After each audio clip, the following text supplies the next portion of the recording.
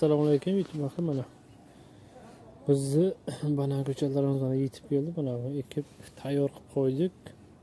Ko'chatlarni bo'ylari bir qarich. Bo'ylari bir qarich, ana bemalol bir qarich. Bir qarichdan banan ham. Holatlar chiroyli holatda turibdi mana. Mana shu yergacha bugungi holatda bugun keldi, bugun ekildi. Hindistondan keldi. Mana bu 20 kunlik oldingi bu. Bu 30 cm dan ziyod holatda. O'sha bargda dog'lari paydo bo'lib, o'sha usul nuqtalari cho'tki bo'lib, zo'r bo'lib ketgan mana. Bargda dog'lari paydo bo'lib, katta bo'lib ketgan mana. Ildizlari ham baqal bo'lib, mana ildizlari chiqib, chiroyli holatda bunaqa o'sha yerga ekki mana deb o'tiribdi. Kelinlarni kutib o'tiribdi. Mana hattoki yonboshlardan 2-3 ta bolalab ko'chat berishda boshladi.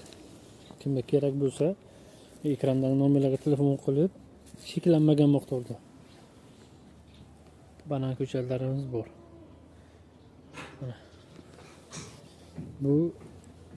Bu 20 kun oldingi ko'chat, 20 kunda shu holatga keladi, sirazi.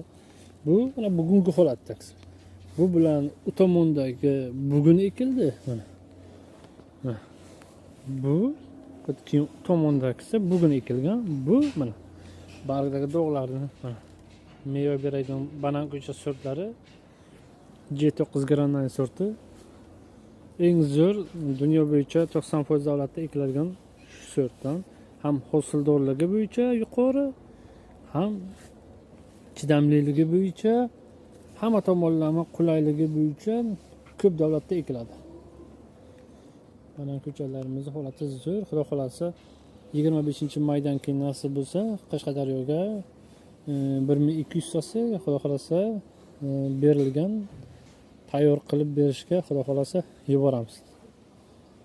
Sizlarga ham kerak bo'lsa bemalol murojaat qilsanglar, yetkazib beramiz.